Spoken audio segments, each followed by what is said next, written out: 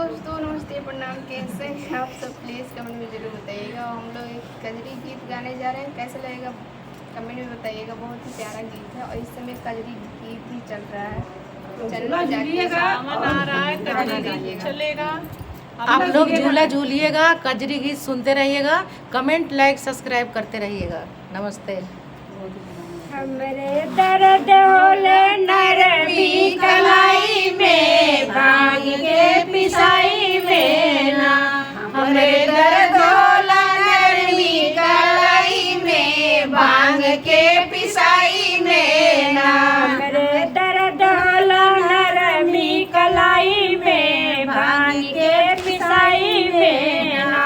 हमरे दर्द होला नरमी कलाई में, भांग के पिसाई में ना। जबले बाबा घर रहल तबले बड़ा सुख कइली। जबले बाबा घर रहल तबले बड़ा सुख कइली। जबले बाबा घर रहल तबले बड़ा सुख कइली। जबले बाबा घर रहल तबले बड़ा सुख कइली।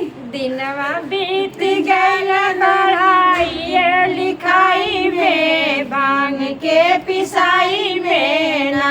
दिनवा बीत गइल पढ़ाई लिखाई में, भांग के पिसाई में ना।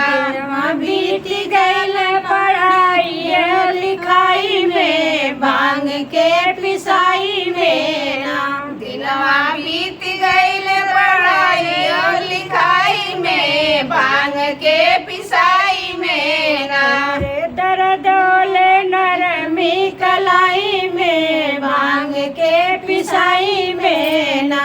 हमरे दर्द होला नरमी कलाई में, भांग के पिसाई में ना। हमरे दर्द होला नरमी कलाई में, भांग के पिसाई में ना।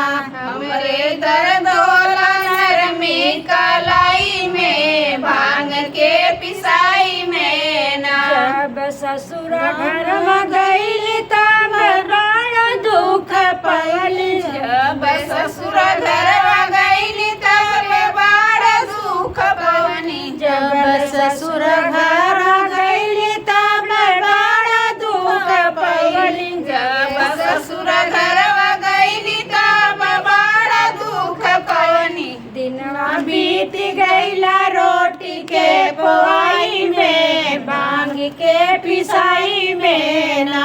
दिनवा बीत गइल रोटी के पोआई में, भांग के पिसाई में ना। दिनवा बीत गइल रोटी के पोआई में, भांग के पिसाई में ना।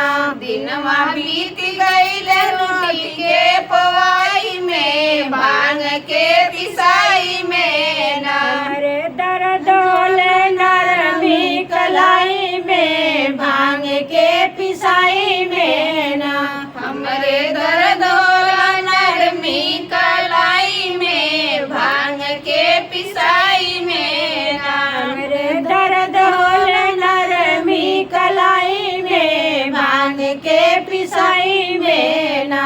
हमरे दर्द होला भांग के पिसाई में, नरमी कलाई में ना। जबले बाबा घर रहल तबले बड़ा सुख पावल। जबले बाबा घर रहल तबले बड़ा सुख पवनी। जबले बाबा घर रहल तबले बड़ा सुख पइली। जबले बाबा घर रहल तबले बड़ा सुख पइली।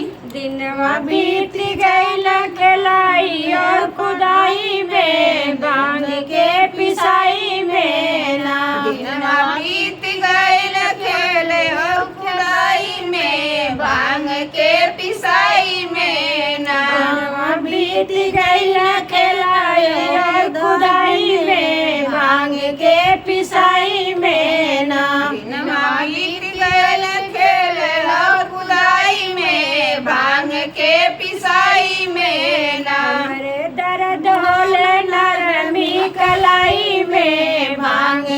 पिसाई में ना।